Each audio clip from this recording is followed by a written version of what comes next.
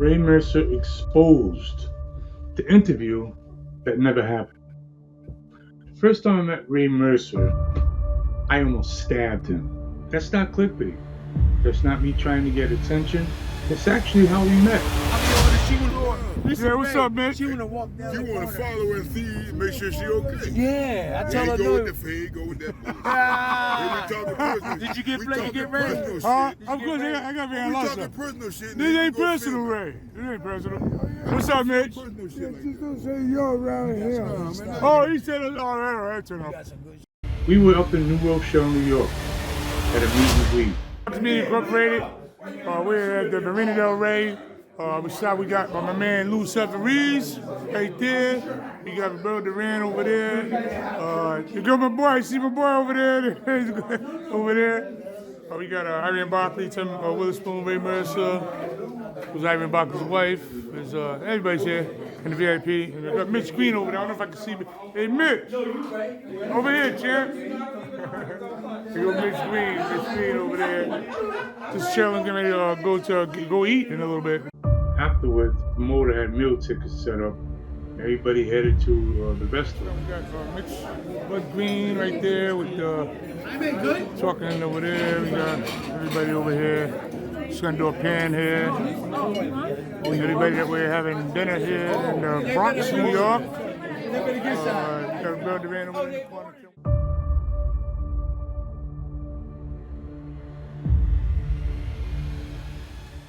I could tell Ray was irritated about something. I didn't know him. He didn't know me. But every time I tried talking to Tim, Ray kept jumping in with the bullshit. Every conversation, every topic, kept just picking and saying negative shit, like for no reason. Every topic, he kept butting in. At first, I ignored his ass. Then it got annoying to me. Then I started pushing back a little bit. Then he started pushing back. Then he started pushing back harder. At some point, he made a comment that sounded threatening to me. Something about punching me. And from there, the whole thing kept escalating. When we got back to the hotel, it wasn't over. We got into the lobby and Ray got within a few feet of me and told me he'd knock me out. Now, that's the wrong thing to say to Ghetto Greg, believe me. So I told Ray, listen, this is not a joke. I'll end up ending you right here, you know. And I pulled my knife out, and I said, I'll be on TMZ tonight. I said, there was a Mexican standoff basically, and I told him exactly what I was gonna do. I said, I'll stick the hell out of him. I told him if he took another step toward me, we'd both be on TMZ. I told him I'm not the. Listen, I told him don't mistake me for a bluffer. I'm not bluffing. For a few seconds, he looked like the whole thing. It just looked like it was all gonna explode. Tim was freaking out. He told me later, that he, I guess he said his daughter got scared because she seen the knife or whatever. Everybody was just trying to calm things down. Then Ray just stormed out of because we was right in front of the door to the hotel, like right in the front. The lobby's right there. Right. So he stormed out the door. I seen him outside. I went outside, and when I went outside with just me and him, he started apologizing to me over and over and over, again and again and again. Like he was really, and he apologized so much, it got awkward to me, to the point where I was awkward. And listen, that's how we met. That's how we met. And somehow after all of that, we became friends, good friends. Or at least I thought we did. They got these, I'm trying to put that on so it can hit us both.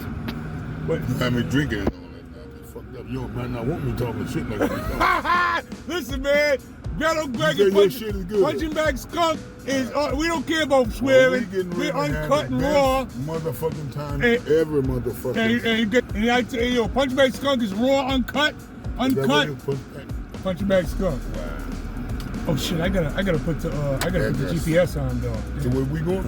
We had to hit the Providence. We gotta hit Providence. Yeah. I just gotta get on. You don't know how to get to Providence? Well, not from in the city, but yeah, you go to the. Once I get on the highway, I'm good. But go do. Let me see. No, that's all right. I'll put it on GPS.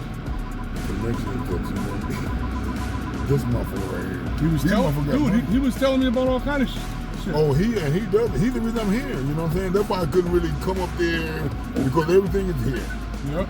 You know what I'm saying? And he supposed to have the hotel taken care of. He told me about that. the hotel, the marina, and he said, Ray wasn't leaving that place at all. I'm pissed at him. He said he loves that place. I do love that place. I'd rather pay than to stay. Yeah. I got ate up last night. I had to go to this fucking house. 1 second, It's Chad. the same thing that happened. 1 second, Chad. Hey, how do I get 195 back to Lake Providence and shit? Go that way, jump on 195, that'll be west. 195 west, right? Hey, down that way? I'll spin around. I'll see y'all in 2 hours. All right, thanks, guys. I'll see y'all later. All right, man. The dude that owned the bar, I could have got upstairs. He got an apartment upstairs. He does? Yeah. But Oh, the thing you is, I like the fucking hotel. You love that hotel, Yo, right? I want to take you to see that. You love that hotel, right? I do, dude. I don't even want to stay at this dude's house. I don't want to stay at no fucking town. That's why I was trying to look. That sounds nice because on the water and shit, huh? Dude. We gonna see it. You gonna see it. I'll make sure you see it. When we get back with the show, when we get done with the show, I'm gonna shoot by the club real quick and try to get that piece of money, definitely. and then we're That's the main thing. Yeah, that's the main fucking thing. Shit. And then after we get that, Lou will head back out here. Okay. But I'm impressed with that dude, man. He's a nice guy. No, He's a real nice guy, Chad. You know, he's nice. And I'm trying to tell him how to do his business, though. And he really don't know how to do it. He For what, the non-profit he got? Yeah. Oh. If you home right here, you have sponsors every year. You won't even come out your pocket. You think the sponsors would be better here than in Atlantic City, though? You think it'd be because the bigger city? You know what? Because Atlantic City don't know this motherfucker. Got you. Okay. I see They what don't you're know his business. I see what you're saying. Every year. And he got to come out of his pocket. I'm sorry. And he throws it every year anyway, don't he? He does, but he does it in a different place. He wants to be like Alan Goldberg. He wants to be like the big time. That's what he said. He said, I'm international, Greg. I was like, oh, Yeah, I he said that? Yeah, he said, I'm international. That's his problem right there. Yeah. That's what I'm trying to fix him with. You're international, motherfucker. You ain't international. You ain't international until you get your hometown. Yeah. This is where all your sponsors gonna come from. Over the years, I defended Ray Mercer more than most people. Trust me. When people trashed him online, I defended him. Old school fighters like Ray Mercer, they're pissed off because they looking at Deontay Wilder and they're wondering, how does he have all of this knockout power? How does he have all of this success? And I couldn't defend the title one time after I won the title by beating a manufactured hype job that never turned out to be shit in his career, but a drug addict and a steroid cheat. And I couldn't defend the title not one time in my whole career. And you know what? If you look at my resume, I never beat anybody besides Tommy Morrison. I fought a lot of fighters, but I never beat none of those fighters. And all the time. Just eating him alive online. Talking about Deontay Wilder would knock him out, and he's my friend. He was my friend. So I made a video and I just destroyed that dude. For the old school, you know what I'm saying? Sit up here talking this foolishness about Ray Mercer. You don't know nothing about boxing. Evidently you don't know nothing about Ray Mercer's career. You talk about his opponent, you ain't did nothing since Tommy Morrison. He wouldn't be a legend if he didn't do that since Tommy Morrison. And by the way, he's a gold medalist too, stupid. You know what I mean? Where you guys come from? I mean, this is the prevailing thing with YouTube. You got all these wannabe boxing experts. I speak about it in my video. Casual boxing fans, whatever. Go look it up. All these idiots that hide behind the screen and they Google stuff so they think they know stuff. They don't know a damn thing. When the Tommy Morrison fans was trashing him, I defended him on that. When YouTubers, like I just said, trashed him, I defended him. I made videos defending him. I argued with people defending him. I stood up for him when I didn't have to. That's important because this story doesn't start with me hating Ray Mercer. It starts with me backing him up. It starts with me defending him. It starts with me believing in him. Ray came to Providence. He came to my house, met my wife, hugged my wife, sat with my family, went to the cookout, smoked some weed with my, some of my family members. I don't mess with that junk. But he came to the cookout. He spent time around people I care about. with my family, with the Towns family. See, I always take you guys on a little journey and see how we do it over here in the Towns family. I don't know how the light's gonna be, but we're gonna see right now.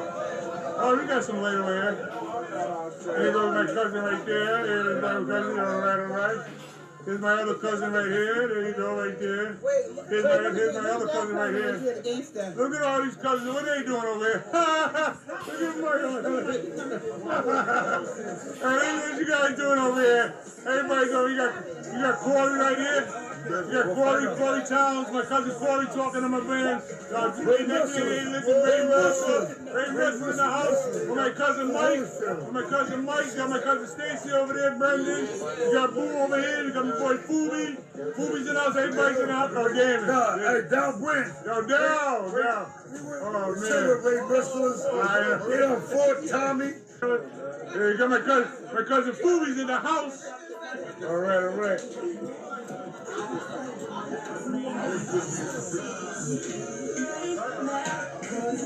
What's the matter, boo? Chillin'? Really? Yeah, yo. Hey, Mercer, hey, get my daughter and the champ right here.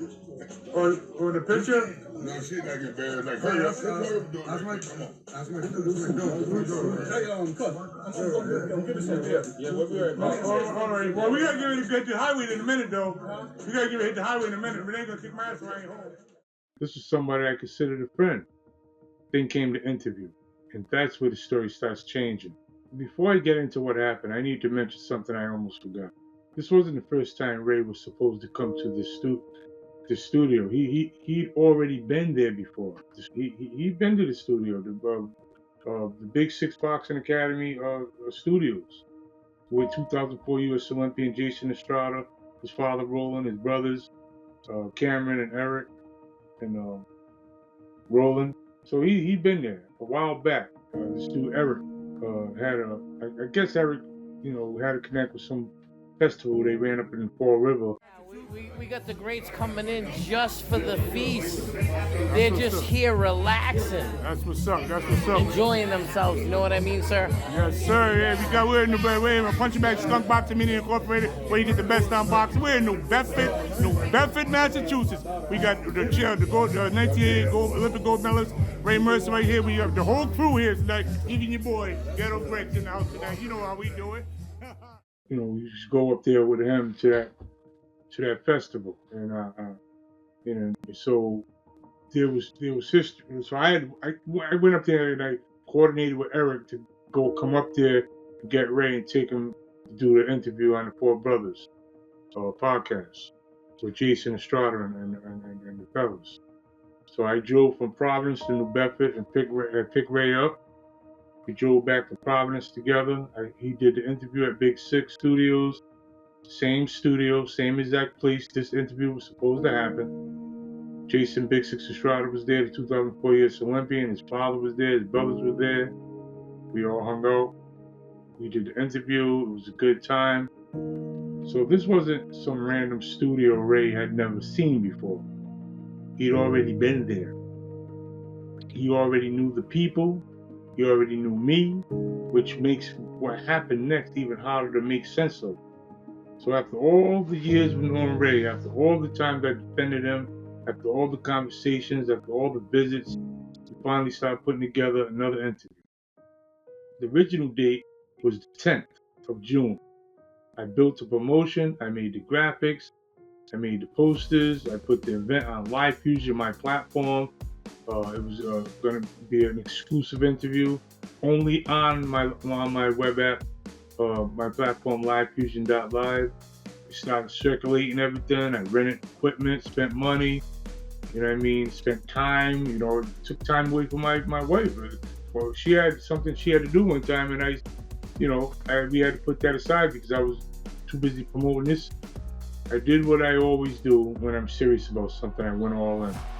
Then Ray called me and said he had Hall of Fame obligations, couldn't make the original date on the 10th. I wasn't happy about it. I wasn't happy about changing it, but he said he had to be up there on the 11th, and been kind of impossible for him get from here to there in one night. So I said, all right, no problem. These things happen. I changed the date. I changed the date. So I had to go through, take all the posters down online. This is a lot of work. I had already put the post out there with that date, so it was a lot of work changing that date. But I did it. I changed all the graphics to posters. I deleted all the old promotions. I rebuilt the promotion from scratch. I moved everything to the 19th. Then Eric got involved again. Now I found out later that Eric is how he met. Cause I was like, how does this guy even know Ray Mercer? Who the hell is Eric? So I found out later through the grapevine that Eric's wife. And let me just say this too: the first trip, there was no problem with Eric. Everything went up smooth, man. But I found out later that I guess Eric's wife met Ray's wife at a meet and greet, and they became tight, and that's how the connection came with Eric and Ray Mercer. But anyway, Eric offered to help with the hotel on the interview. I thought, hey, that's great, no problem. One less thing I got to worry about. Then the next thing I know, Eric wants to bring Ray in on Thursday instead of Friday. Now I had already set it up, pick Ray up at the airport on Friday. It was all set. Ray knew, he told me, I'm coming just for you, Greg. You know what I mean? Like, everything was all set. So when Eric wanted to change the date to Thursday, I didn't like it. I didn't like it because Eric told me that he likes to, when he comes in town, exact words. Comes in town, I get him some weed, like I want some weed, he relax, I get in the hotel. Lord knows who he brings to the hotel for him. I'm not even gonna start insinuating things. I'm just saying, and I don't give a damn what Eric says about it. It is what it is. He wants to change the date to Thursday. I vetoed the whole plan. I said, "No, you don't. This is a Live Fusion Live production. Live Fusion production. You don't call no damn shots at my production. What the hell's the matter with you? You're not changing nothing." So, because the plan was already set, I was picking Ray up Friday. The interview was for Friday. Everything was already arranged, but Eric kept pushing for Thursday. Then he finally gave in and said, all right, Greg, no problem. But what he did was he went and called Ray back that night and then crying to Ray. Eventually I found out why. So Ray called me the next day. Hey, Greg, what are you yelling at Eric for? What you yelling at him for? And I said, because he tried to change the day and all that. Eric wanted to bring Ray in a day earlier so they could relax together and smoke weed. And I just didn't want a hungover, tired, drunk Ray showing up for my interview. I couldn't tell Ray that. I didn't want to tell Ray that because it felt like that would be disrespectful. But, in retrospect, I should have just told him, hey, that's the reason I want you coming in the next day, because he's going to ply you full of liquor and weed. You're going to come into the studio all fucking ridiculous. I didn't want that. So I said no. I didn't want my guy showing up to my studio, or actually Big Six Boxing Academy studios, but they just my family, Big Six. So I didn't want him showing up to the studio the next morning tired, foggy, not all there. It's not professional any damn way. That's why I vetoed the whole thing. So Eric called Ray, like I said, complaining and shut it down. Then Ray called me, basically asking what's the big deal. He said he was going to be at the show anyway. What's the difference? But what difference does it make if he comes a day earlier? I said, all right, whatever. I twist my arm a little bit. I figured he just wanted to get high with Eric. I can't. That's just what it looked like to me. Okay, I let it go, but I resented it. That's what started the whole damn thing between me and Ray. Then a few days before the interview, Ray called me asking what I had lined up for him. Now, mind you, before he brought Eric into the picture, I had already lined up 2 spots for him to make a little extra cash. A club that he's gonna make a quick run to, in a vape store that my boy, he would make a quick run to, make a couple of dollars, stop there for 15-20 minutes. And when on the 3rd appearance, I was going to talk to my boy at the car dealership, which was a big deal because they were putting a little nice chunk of change in his pocket. So I was setting all it up when he basically twisted my arm to let this guy alter my plans. It annoyed me, and I said, all right, let him handle all your appearances. All right, you just get him to my interview. That turned into another damn argument. This one was a big argument because he got mad, I got mad, we went back and forth. This was like 3 days before the damn show. I got pissed off and I said, look, Ray, what do you want to do? What do you want to do? At this point, I'm getting ready to say, fuck the show. I don't give a damn about it. I just do what you gotta do, jackass. But I said, what you gotta do? He said, I'll think about it. That was the last conversation I had with him. To this day. Then came the day of the interview. So when he said I'll think about it, I just figured the show was still on because no one said nothing. I didn't get no call or nothing. So I just went on. I had rented a lot of equipment. You know what goes into promoting the show. Plus, it's on my platform, so I got a lot of technical things I had to do with the OBS and camera hookups and all that stuff. A lot of work. I was at the studio till like 12 o'clock at night. So the day of the show, I got up early. My wife was happy. She was excited. I was excited. Because my wife had watched me build the whole thing. She had watched me spend weeks working on it. Weeks. She knew how much the effort went into it. I kissed my wife goodbye, headed out. I said, I'm gonna go grab some breakfast. Picked up I had my laptop in my bag. Started headed toward the studio. It was show day, man. Everything was ready. Then I got the call. Not from Ray, from my boy Lamont White, my business partner. By the way, Lamont, when Ray was dealing with Lamont because I was, Lamont's my partner. So, and I had so much stuff I was doing. So the day that we had that argument, I was like, well, what the hell are you even talking to me for anyway? I said, you talked to Lamont? He said, yeah, I talked to Lamont last night. I said, if you talked to Lamont last night, then what the hell are you talking to me for? He's my partner. If whatever Lamont says goes like that, you know what I mean? You don't need to even talk to me. You just be at the damn show. You know what time the show starts. So the morning of the show, I get a call from Lamont. Yo, Greg, got some bad news. What? Oh, he said Ray wasn't coming. I said, what? He said he never even left. He never even left NC. I said, no. He said, yeah. Now I'm like, what the fuck? You know what I mean? That's how I found out. Not from Ray, not from a text, not from a phone call, not even an apology. Nothing. I found out through somebody else. I sat there trying to figure it out. What the hell was going on? I was pissed off. I was cussing his ass out. I was just mad, man. Disrespected son of a bitch. I text Ray. Hey, what's up? No response. I call Ray. Didn't pick up. No response.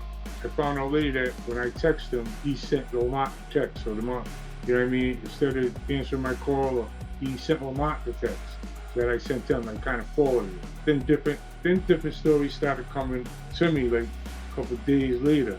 One story was that there was some kind of family situation, emergency or whatever, blah, blah, blah. Another story was that he was still mad about the argument we had a few days earlier. And different people were telling different stories. I wasn't getting anything directly from him. Then another piece of information surfaced. A photo showing Ray at another event. Not my interview, another event. The same day, somewhere else. That raised even more questions. But because now everybody was trying to figure out what really happened. At that point, I wasn't interested in excuses anymore. The interview was supposed to happen. It didn't. And nobody had the respect to tell me directly. And when I say nobody, I mean Ray. What makes the whole thing even crazier is that the show got saved anyway. Thank God for Jamie Clampett-Hayes, 4-time woman, world champion, Hall of Famer. She stepped in. She was going to do the interview with Ray anyway, but she stepped up to the main event, and Jamie absolutely crushed it. She crushed it. All right. The interview was fantastic. The audience loved it. Feedback was great. I mean, it was just awesome. People were talking about the interview after, just still talking about it. It's like 5 days later. You know what I mean? LiveFusion.live is banging. Show was a success. Audience got a great event. So this isn't a story about a failed interview. Like, fuck Ray Mercer. Like, the interview happened. The show succeeded. What stuck me was everything surrounding it. Schedule changes, arguments, the confusion, the no-show. All right, the silence afterward, the unanswered texts, the different explanations from different people, but nothing from Ray himself. And the fact that after all these years I spent defending his ass, I couldn't even get a direct phone call.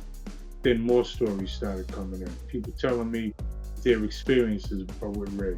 And then it all started coming back to me. I had my boy Ben Doty from England, good friend Ben, helped me promote the interview with Ray Mercer.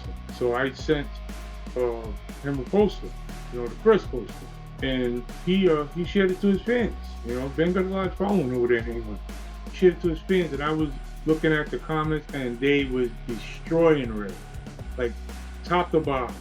They was one of the guys I was talking to him. I was almost tempted to start deleting the comments if I could, telling stories about how he owes them money. He makes promises to people.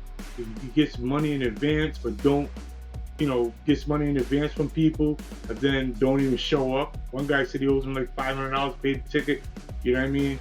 Like just some unprofessional bull crap. People start telling me all these stories.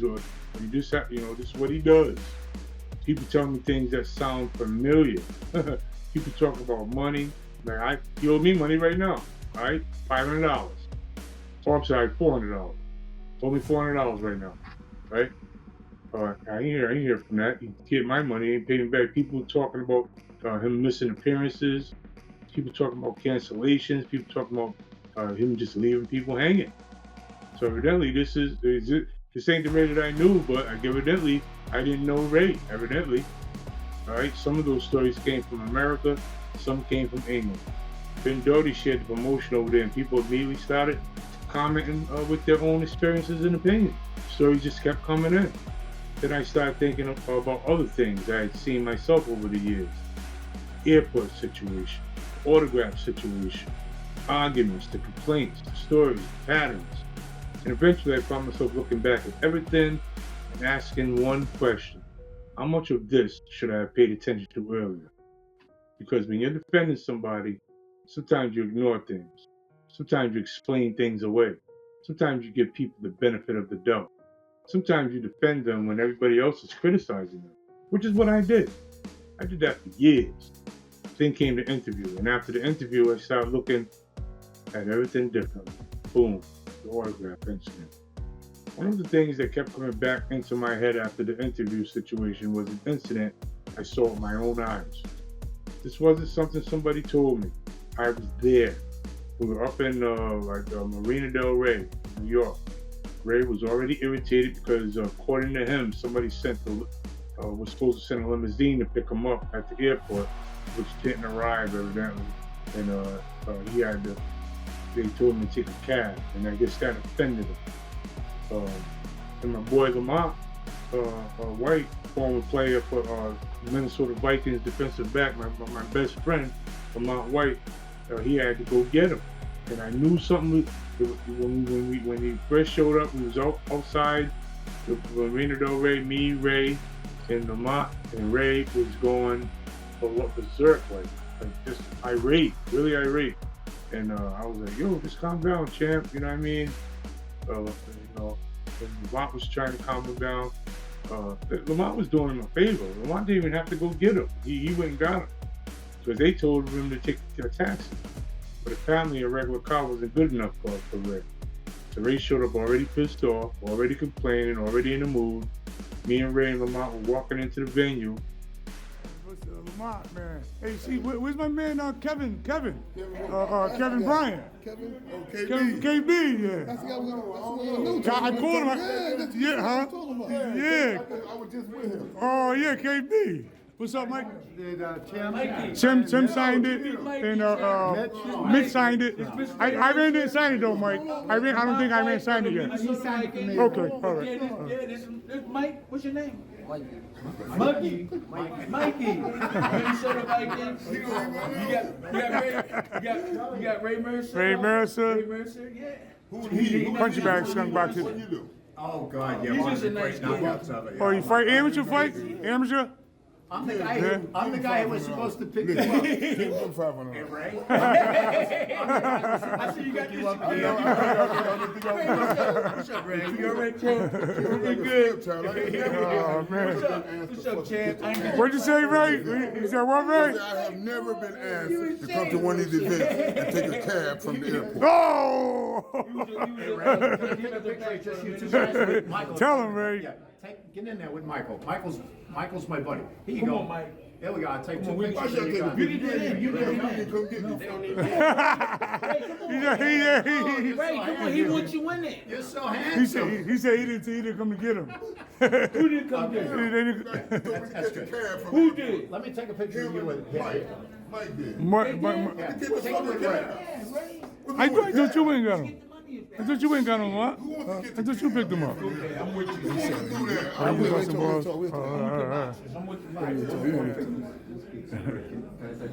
Ray, like. No, he shouldn't do that. He's gotta go in and see that guy. He shouldn't do that, though. I know you're upset, but he shouldn't do that. Yeah. Oh, you want to take the picture? Huh? You don't want to take the picture? He mad because. Oh, because he came with Lamont, though. Coming down the hallway was the guy. I didn't know who the guy was, but I guess Tim Witherspoon knew him, and he brought the guy up. The guy had his son. I guess his son was a fighter, a young amateur kid fighter, and the kid was probably like he looked about maybe 12, 16, somewhere around there. Young kid, just a little young kid. The kid recognized, he's an all Ray Mercer. He wanted to meet Ray Mercer. Got the kid back in the VIP basically with his father, and the kid was excited. The kid walked up and asked for an autograph, and that was all. And that's all it was. The kid asking a former heavyweight champion for an autograph, and Ray wasn't having it. The kid asked.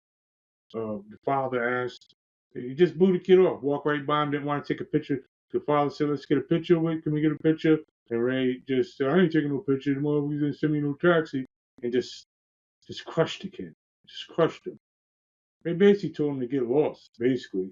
That he wasn't signing anything, he wasn't taking no pictures or nothing, and just walked right off on the kid and his father. Right there, in front of the father. I was there, in front of everybody. The kid looked crushed, man. The father looked embarrassed. The father was so embarrassed, he started explaining things, like to Tim.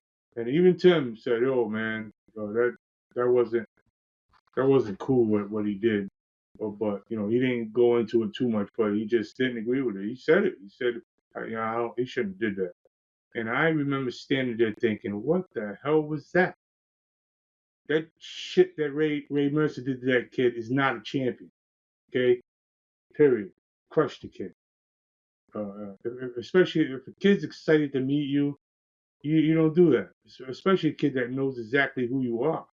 Especially a kid that looks up to you. And years later, after everything that happened with the interview, that moment came back into my head. Because when you're defending somebody, you overlook things. You explain things away. You tell yourself, maybe they were just having a bad day. Maybe they're tired. Maybe they're stressed. Maybe there's another side to it. But after a while, you start making excuses for people. And you start asking different questions.